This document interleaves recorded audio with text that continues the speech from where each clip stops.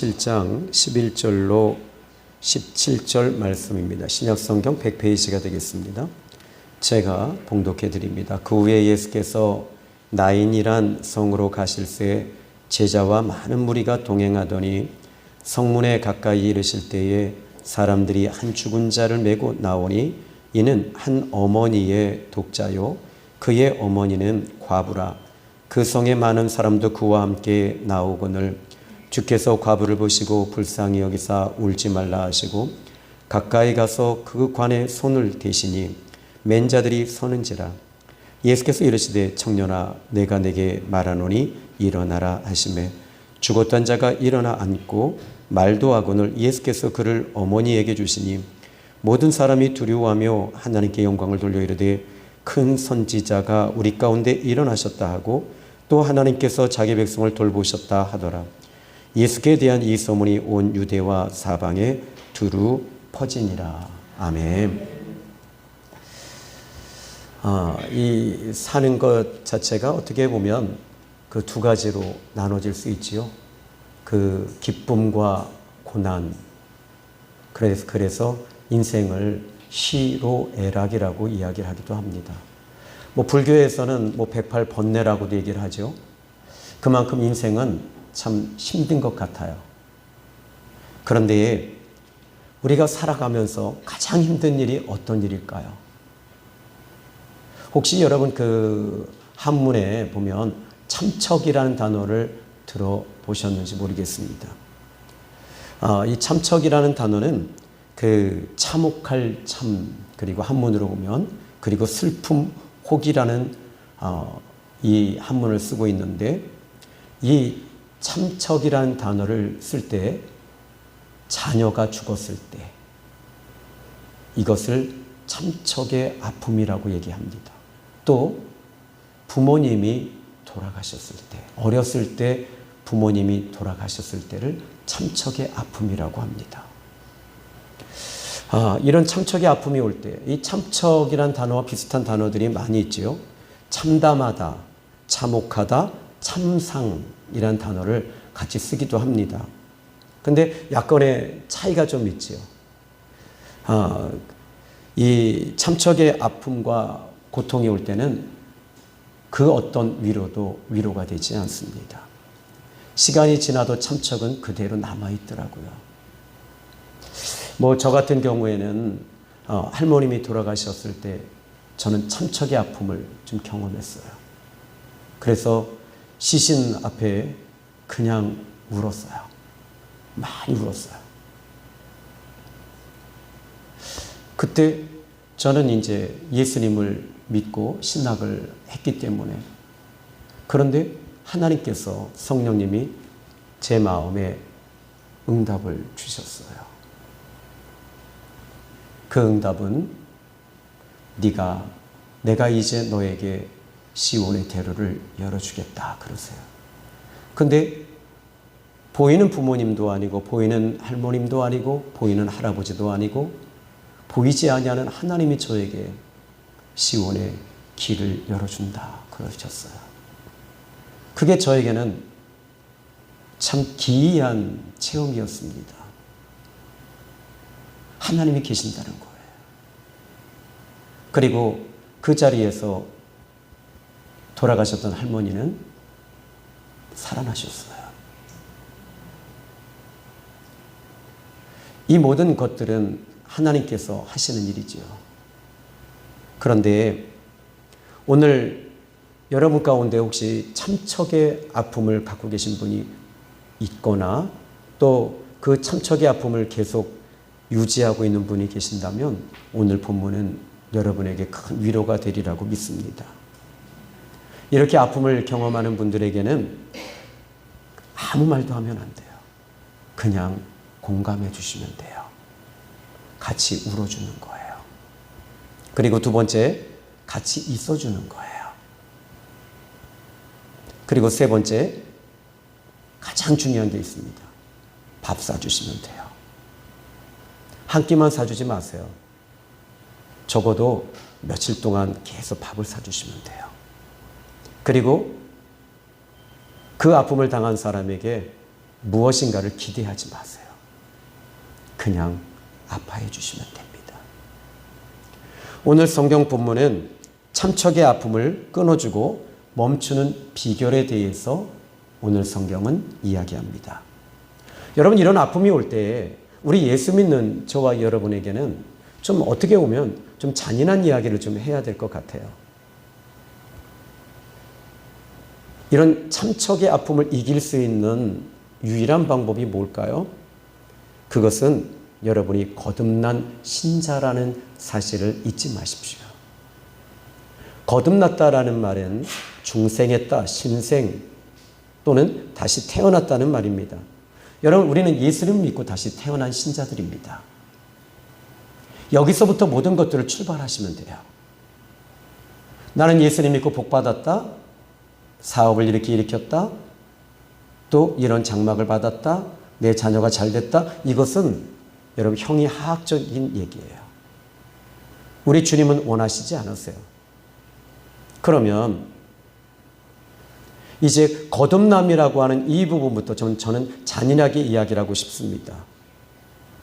예수님께서 이렇게 말씀하십니다. 마태복음 10장 37절에 예수님께서 아버지나 어머니를 나보다 더 사랑하는 자는 내게 합당하지 아니하고 아들이나 딸을 나보다 더 사랑하는 자는 내게 합당하지 아니하며 자기 십자가를 지고 나를 따르지 않는 자도 내게 합당하지 아니하노라.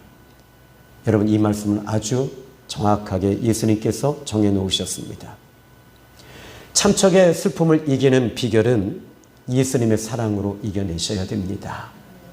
예수님은 우리 마음에 계십니다. 이것이면 충분합니다. 저는 이 자체가 저에게 큰 기쁨이죠. 그런데 예수님이 내 안에 계신다? 그래, 믿어볼게. 그런데 우리가 믿지 못하는 이유가 뭘까요? 여러분, 요즘에 계속 제가 모든 공예배 때 이야기하는 메시지가 있습니다. 죄에 대한 이야기예요. 이 죄라고 하는 부분은 우리 가운데 보이는 죄는, 드러난 죄는 그냥 보이니까 얼마든지 처리할 수는 있습니다.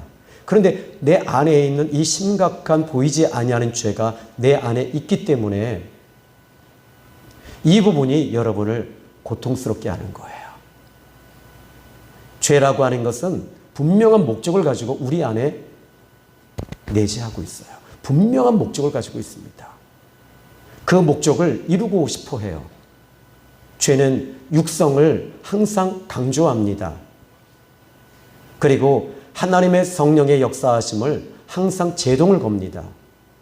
기도하는 일에도 이 죄라고 하는 부분이 내 안에 내재하고 또 내 안에 스며들어 있어서 모든 혈액과 모든 핏줄 속에 이 죄는 스며들어 있기 때문에 하나님 앞에 깊은 교제와 친밀한 교통과 기도하는 일들을 가로막아요. 그러면 이 죄를 반드시 처리해야 되잖아요. 반드시 처리해야 되겠는데 이 죄에 대한 부분에 대해서 저는 지난 금요철회 때도 여러분에게 이야기하면서 실은 낮예배 때 이 말씀을 끌고 오려고 했지만 금요철회 때 이 말씀을 증거하는 것은 여러분과 함께 이 문제에 대해서 심각하게 기도하기를 원한다라고 여러분에게 함께 기도했던 것입니다. 죄란, 그러면 어떻게 이 죄를 처리할 것인가? 여러분이 과거에 죄를 처리했습니다. 저 같은 경우에도 제일 먼저 교회 갔을 때, 나왔을 때 그때 이 죄에 대한 무거움이 저에게 오더라고요. 그리고 그때부터 하나님 앞에 회개했습니다. 근데 이 죄를 나열하기 시작을 했는데 보니까 너무 많은 거예요. 그리고 나서는 그 죄를 나열하려고 하니까 여러분 그 나이 먹은 만큼 죄를 지은 거잖아요. 그런데 내 속에 있는 죄를 단 한 번도 저는 공격해 본 적이 없었어요. 어느 순간에 이 죄가 느껴지는 거예요. 이 내 안에서 하나님을 반향하는 그 죄가 느껴지기 시작했어요. 그리고 이 죄가 아주 흉측하게 내 안에 숨어 있는 것을 알게 되는 거예요.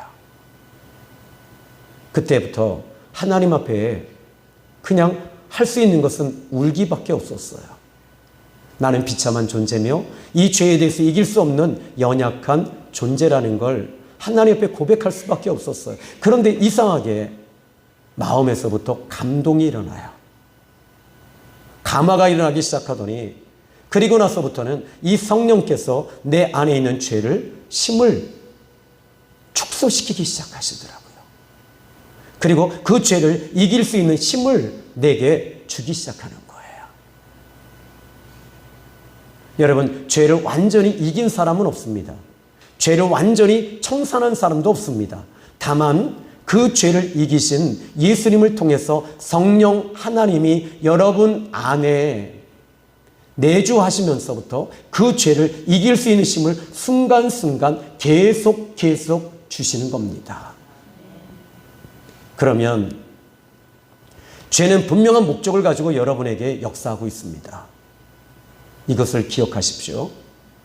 그러면 죄의 목적은 항상 여러분들을 지옥을 향해 끌고 가고 그리고 세상과 육과 사단과 연결되어져 있는 이 죄는 이 네 가지 선물 세트와 같이 움직여집니다. 그러나 예수님을 믿으면서 제일 먼저 여러분에게 오는 것은 죄의 자유함이 오기 시작해요. 그 죄의 자유는 십자가를 묵상하고 그 십자가에 달리신 예수님이 처절하리만큼 십자가에서 고난을 당하신 것을 보면서 나를 위해 죽으셨구나. 이것을 여러분들이 깨닫는 순간 여러분들에게는 제일 먼저 하나님의 은혜를 경험하기 시작합니다. 그때 제일 먼저 따라오는 것 중에 하나는 교만이 죽어요. 교만이 죽어요. 내가 무엇을 해보려고 하는 것에 대해서 이제부터는 다 죽어나가는 거예요. 두 번째로는 이 죄를 통해서 우리의 믿음이 발휘하지 못해요. 이 죄는 믿음을 항상 축소시키고 죽이는 일을 합니다. 그러므로 이 죄를 항상 여러분들은 경각심을 가지셔야 됩니다. 그리고 하나님 옆에 기도하십시오. 나라와 민족을 위해, 교회를 위해. 아니요, 여러분 안에 있는 죄를 하나님, 내 안에 있는 죄가 드러나기를 원합니다. 내 안에 있는 죄가 얼마나 심각한 죄라는 것을 알게 해주십시오. 그 순간에 여러분들이 어느 순간에 이 죄가 사물화되고 형상화되면서 이게 보여져요. 저는 예수님을 묵상하면서 예수님께서는 무리를 걸으셨습니다. 여러분, 무리를 걷는다는 것은 이것은 불가능하잖아요. 근데 물을 예수님은 땅으로 보셔요. 그리고 무리를 사물화 보시면서 그냥 걸으셔요. 베드로도 예수님 보면서 이렇게 말합니다. 만약 주님이시라면 나를 물 위를 걷게 해주십시오. 걸어라 그러셔요. 사물화 되는 거예요. 심지어 예수님 무화과 나무를 저주하실 때 그 무화과 나무가 저주하여 뿌리부터 말라 비틀어 죽습니다. 어떻게 이게 됩니까? 근데 주님은 이 무화과 나무와 대화를 하고 계시거든요. 무화과 나무가 어떻게 여러분 의사소통이 됩니까? 의인화하고 계셔요. 죄라고 하는 부분을 의인화하는 거예요. 이것에 대해서 많은 신학자들도, 특히 청교도 신학자 가운데 존 오웬이라고 하는 이 신학자는 이 죄에 대해서, 죄와 은혜에 대한 책에 대해서 그는 신랄하게 얘기를 합니다.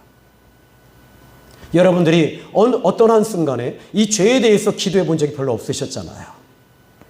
자녀에 대해서만 기도하셨잖아요. 남편에 대해서만 기도하셨잖아요. 장막에 대해서만 기도하셨잖아요. 내 속에 숨겨진 이 죄에 대해서 진짜 심각하게 기도하는 순간, 어느 순간에부터 이 죄가 드러나기 시작하고 사물화되며 보여지며 의인화되며 이 부분이 드러날 때 여러분에게는요, 믿음이 자라기 시작해요. 영의 세계가 열리고 영성의 세계가 열리고 하나님의 세계가 다 열어지기 시작합니다. 어떻게 방향이 이쪽으로 좀 틀어졌는데, 이 참척이라고 하는 이 아픔을 멈출 수 있는 유일한 방법은 예수님의 사랑이에요. 예수님의 사랑이 여러분 가운데 가득 채워지면 그 자녀에 대한 참척의 아픔이 주님이 씻어주세요. 조나단 에드워드 이 목사님의 쓴 책 가운데 그분이 설교하시던 한 대목이 있습니다. 저는 그 예화를 자주 씁니다. 한 어머니가 두 아들을 키웠습니다. 근데 두 아들은 다 방탕자였습니다. 어머니는 말합니다. 예배하러 가자. 교회 가자. 아들아, 그렇게 살면 안 돼. 너는 하나님의 아들이야. 너는 하나님의 자녀야. 너 은혜 받아야 돼. 근데 아들은 비웃습니다. 엄마가 나한테 해준 게 뭐야? 엄마가 나한테 재산을 물려줬어? 아니잖아. 나에게 물려준 건 가난밖에 없는데 엄마는 그런 말할 자격 없어. 시간이 흘렀습니다. 어머니는 나이가 들었습니다. 이제는 허리도 구부라졌습니다. 아들에게 말합니다. 아들아, 예수님 믿어야 돼. 예수님 믿어야지 네가 살아. 그러나 그 아들은 어머니의 권면과 그 어머니의 눈물 어린 그 충언을 듣지 않습니다. 시간이 또 지났습니다. 어머니는 이 세상을 떠났습니다.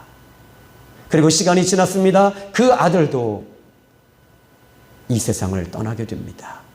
하나님 보좌 앞에 아들이 섰습니다. 지엄하신 하나님 아버지께서 그 아들에게 말씀하십니다. 너는 너의 어미를 통해서 내가 수십 번, 수백 번, 수천 번 나에게 돌아오라고 수없이 말했건만 너는 단 한 번도 나의 음성을 듣지 않았다. 그 순간 나는 너에게 지엄한 판결을 내리기를 원한다. 그런데 예수님 보좌 우편에 그 어머니가 눈물을 흘리고 있습니다. 꺼흑꺼흑 울고 있는 한 여인의 눈물의 소리. 그 순간 예수님께서 그 여인에게 다가가셔서 여인아, 울지 마라. 주님의 손을 그 여인의 눈과 가슴에 대시며 이제 너의 모든 슬픔과 애통은, 너의 아들에 대한 모든 슬픔은 이제는 끝났다. 그리고 아들은 정해진 지옥으로 던져집니다. 그때 예수님 보좌 우편에서 그 여인의 한마디 외침이 있습니다.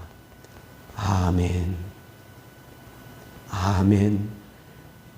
그리고 영원한 하나님의 나라에 들어가는 그 여인의 얼굴은 빛이 비춰졌고 얼굴에는 환한 빛과 함께 사랑과 은혜가 감싸기 시작을 했습니다. 여러분, 진짜 참척의 아픔이 뭔지 아십니까? 지옥에 가는 아픔이 진짜 참척의 아픔입니다. 오늘 성경 본문의 말씀 보십시오. 나인이라고 하는 성에 예수님께서 이제 가실세라고 말합니다. 원래 나인이라는 이름의 뜻은 사랑스럽다 또는 즐겁다라고 하는 뜻을 가지고 있습니다. 이곳이 어딘가 봤더니 예수님이 어릴 적 자라셨던 나사렛 동네, 나사렛이라고 하는 곳에서 약 10km 정도 떨어진 곳, 또는 여러분이 잘 아시는 수넴 여인 아시죠? 엘리야의 수넴 여인, 다 아시는데 모른 척 하셔도 괜찮습니다. 이 나인이라는 곳은 나사렛에서 약 10km 정도 떨어진 곳에 위치합니다. 그런데 실제로 즐겁고 또는 행복한 이름의 뜻을 가지고 있지만 참척의 고통에 아픔을 담고 가는 한 여인의 스토리를 담고 있습니다. 11절에 예수님이 그곳에 가셨다라고 말하고 있습니다. 이것이 희망입니다. 예수님이 그곳에 가셨다. 가실세, 이게 희망이에요. 여러분이 오늘 예수님 믿는다, 이것이 희망입니다. 그러므로 오늘 이 성경 본문의 말씀 보면 제자와 많은 무리가 동행했다라고 말합니다. 그러면 11절에, 지금 12절에 성문에 가까이 이르실 때에 사람들이 한 죽은 자를 메고 나왔다. 한 죽은 자를 그 나인성에서 메고 나왔습니다. 근데 이 여인에 대해서 12절에 누가는 이렇게 설명합니다. 이 여인의 이력서에 대해서 이야기를 합니다.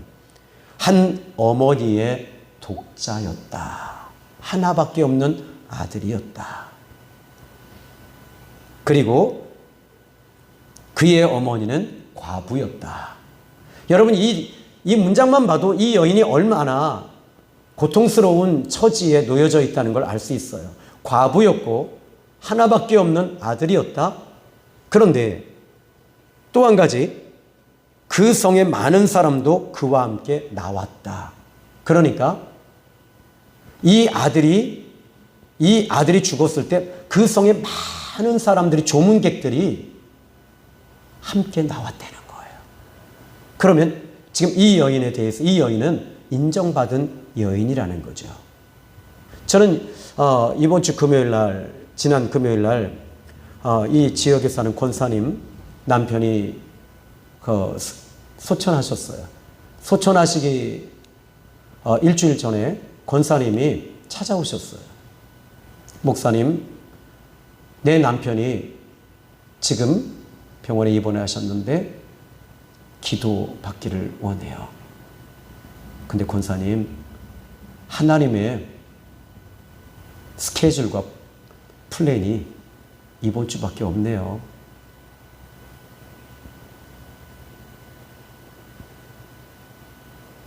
하나님의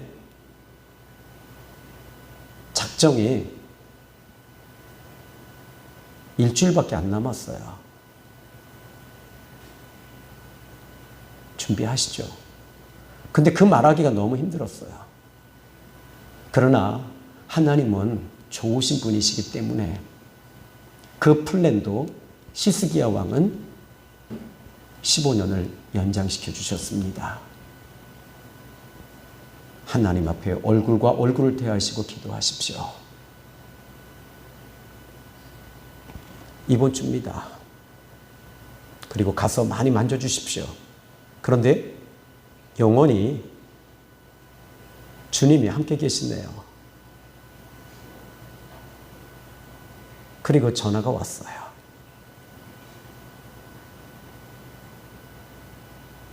그래서 저는 예배를 드릴 때 한 3번 드렸대요. 하루에 계속. 근데 이런 생각이 들었어요. 그 자리에 제가 들어가지 않고 조의금만 딱 놓고 나왔어요. 그 대신 장례식장 그 주차장에서 1시간을 기도하고 왔어요. 여러분, 하나님의 계획은 아멘입니다. 오늘 이 성경 본문의 말씀을 보시면 많은 사람들도, 제자도, 또 많은 무리들도 도움이 되지 않아요. 오직 예수님만 도움이 되는 거예요. 자, 그러면 이제 저는 이 13절의 말씀을 보면서 하나의 좀 신학적 교리를 하나 끄집어내고 싶어요. 자, 13절 한번 읽어볼까요? 시작. 주께서 과부를 보시고 불쌍히 여기사 울지 말라 하시고. 여기서 지금 11절에 예수께서 이렇게 나오다가 13절에 누가는 갑자기 주께서라고 하는 단어를 사용하고 있습니다. 주라는 단어입니다. 그런데 이 주라는 단어 하나만 나왔다고 해서 제가 여기서 이 문장을, 여기서 지금 이 주를 신학적 교리로 끄집어내려고 하는 건 아닙니다. 왜냐하면 이 7장 1절부터 10절까지의 내용에서 보면 등장되어지는 인물이 있습니다. 백부장이라고 하는 인물입니다. 이 어떤 백부장이 사랑하는 종이 병들어 죽게 되었습니다. 그리고 예수님의 이야기를 듣고 장로 몇 사람을 예수님께 보내 오셔서 그 종을 구해주기를 청했습니다. 그런데 예수님께서 그 사람을 향해서 이제 그 종을 치유해 주기 위해서 가십니다. 그런데 이 사람은 다시 한번 이 백부장이 사람을 다시 보냅니다. 6절의 말씀 보니까 예수께서 함께 가실새 이에 그 집이 멀지 아니하여 백부장이 벗들을 보내어 주여 수고하지 마시옵소서 내 집에 들어오시면 나는 감당하지 못하겠나이다 라고 말합니다. 거의 다 왔는데 주님이 이제 내 집에 들어오시는 것을 감당하지 못하겠습니다. 벗들을 보냈습니다. 그만큼 지금 이 사람은 심각하게 예수님을 보고 있다는 겁니다. 그리고 나서 그는 고백합니다. 주여 수고하지 마십시오. 그리고 7절에 그러므로 내가 주께 나가기도 감당하지 못할 줄 알았습니다. 말씀만 하십시오. 여기까지 걸어오시는데 예수님 피곤하시잖아요. 지치시잖아요. 힘드시잖아요. 말씀만 하시면 됩니다. 주님 말씀만 하시면 내 아인이 낫겠나이다.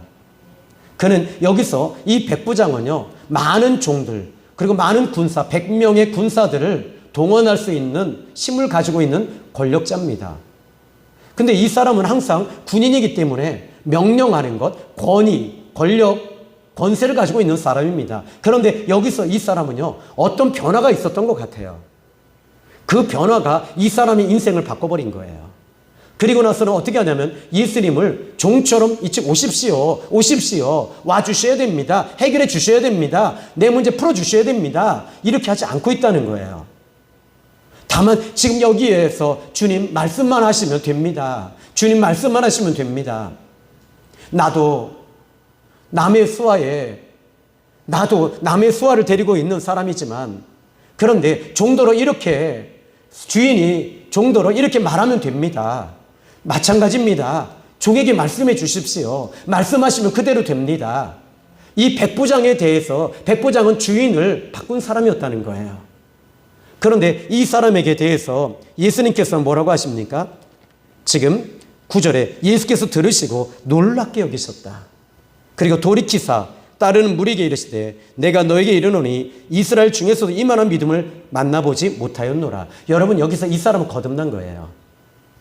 거듭난 사람들의 특징이 하나가 있습니다. 그것은 주인을 바꾸는 거예요. 주인을 바꾸셔야 돼요.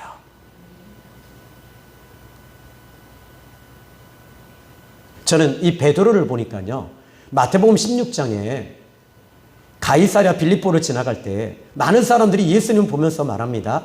아, 예수님이 죽은 나사로도 살리셨어. 야, 대단한 일이야. 그리고 또 말합니다. 아니, 중풍병자도 고쳤다며. 안진뱅이가 일어났대. 아니, 니고데모가, 디메오의 아들 니고데모도 눈을 떴대. 아, 니고데모가 아니죠. 바꿨지요. 눈이 떠졌대. 안진뱅이가 일어났대. 죽은 사람이 살아났대. 도대체 저건 누구냐? 그랬더니 그 제자에게 묻습니다. 저들이 나를 누구라고 하더냐? 그랬더니 엘리야라고 하더이다. 죽은 세례 요한이라고 하더이다. 이사야라고 하더이다. 그럼 너는 나를 누구라고 생각하니? 그랬더니 베드로가 이렇게 고백합니다. 주는 그리스도시요 살아계신 하나님의 아들이십니다. 주인이십니다. 최초로 예수님을 주인으로 고백한 사람이 베드로입니다. 그런데 내가 이 고백 위에 내 교회를 세우고 음부의 권세가 이기지 못하리니, 이 땅에서 묶으면 하늘에서 묶이고 이 땅에서 풀면 하늘에서 풀린다. 놀라운 말씀을 하십니다. 그리고 나서는 예수님께서 이윽고 21절에 말씀하십니다. 인자가 사흘 후에는 유대인과 이 제사장과 바리새인들에게 내어주어서, 서기관에게 내어주어서 죽임을 당하게 될 거다. 그때 이 베드로가 뭐라 그럽니까? 예수님을 조금 전에는, 과거에는 바로 불과 10분 전, 한 10분 정도밖에 안 된 것 같아요. 주는 그리스도시요 주님이십니다. 예수님 주인이십니다. 이렇게 말했던 이 베드로가 주님을 가르치려고 드는 거예요. 예수님 잘못된 거잖아요. 사람이 죽은 다음에 뭘 하려고 그래요? 왜 그러세요, 예수님? 내 인생 쫑치게 왜 그러세요? 나 예수님, 나 배도 버리고요. 내 아내도 버리고 내 아버지도 버리고 왔는데, 나 이만큼 예수님을 향해 투자했는데 예수님 진짜 왜 그러세요? 예수님을 가르치고 있는 거예요. 그때 예수님 뭐라 그러십니까? 사단아, 내 뒤로 물러가라. 네가 하나님의 일을 생각하지 아니하고 도리어 사람의 일을 생각하는도다. 아무든지 나를 따라오려거든 날마다 자기를 부인하고 자기 십자가를 지고 나를 따라오는 일이라. 좀 전에 입으로는 예수님 주님 했지만 예수님을 가르치고 예수님을 오히려 반대 방향으로 이끌어가는 사단의 모습이 나오고 있는 거예요. 여러분, 이것이 우리의 모습 아닙니까? 여러분들이 오늘 이번 한 주간도에 살아오시면서 여러분이 주인으로 살지 않으셨어요?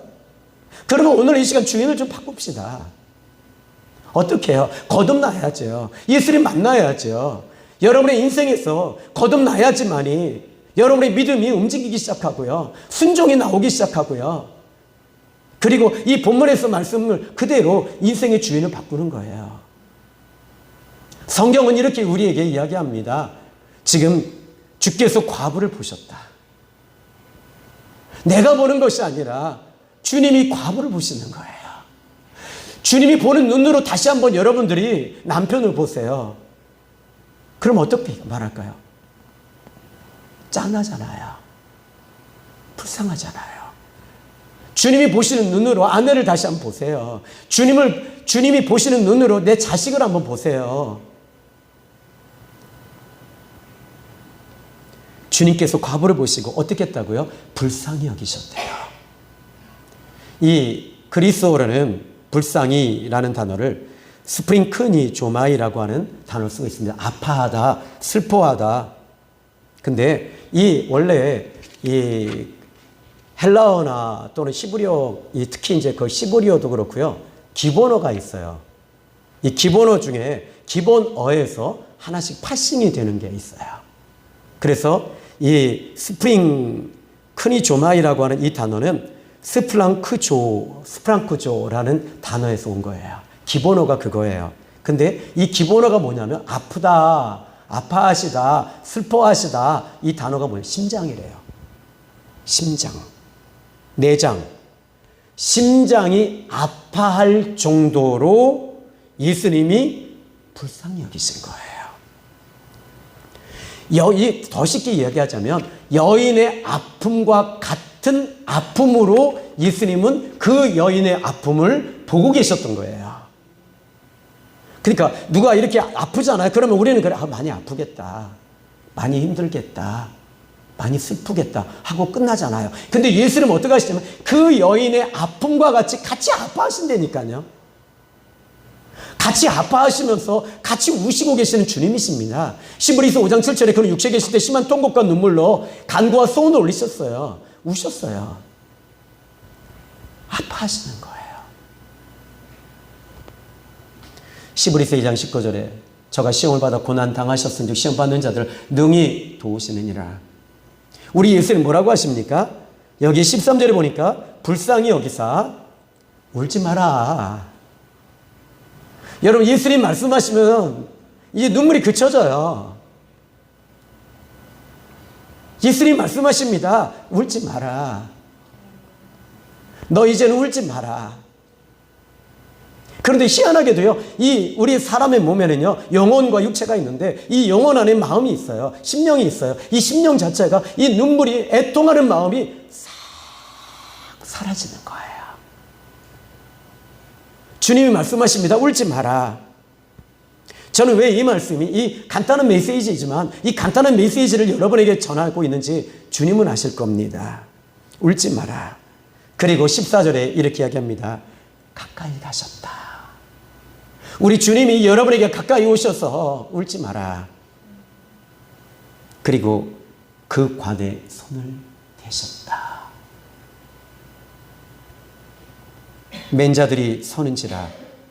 그리고 주님 말씀하십니다. 청년아, 내가 내게 말하노니 일어나라. 일어나라.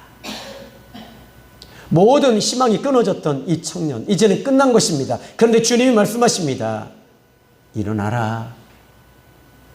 죽었던 자가 일어나고 앉고 말도 하고 늘 예수께서 그를 어머니에게 주신 거예요. 오늘 저는 이 짧은 메시지 속에서 우리 주님이 저와 여러분 모두를 불쌍히 여기십니다. 그러나 우리에게는 예수님이 계시잖아요. 그죠? 이게 우리 모두에게는 기쁨이에요.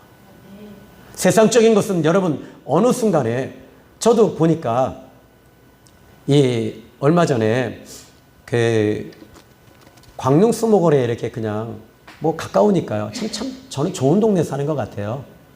그래서 뭐 차 거기다 대고 이렇게 한 바퀴 이렇게 쭉 걸어갔다가 거기 카페에서 아내하고 차 한잔 마시고. 근데 참 공기가 그 더 무더웠던 이 더위가 다 사라지고 가을이 됐어요. 참 완벽한 거예요. 야, 좋다. 카페에 앉아서 그 앞에 은행잎을 딱 보면서 참 좋다. 그리고 딱 나오는 순간은요, 다 없어졌어요. 뭘 의미하죠? 그렇게 좋았던 것들이요. 지나가니까 아무것도 아닌 거예요. 여러분, 이번 여름에 휴가도 갔다 오셨어요? 바캉스 갔다 오셨어요? 재밌었죠?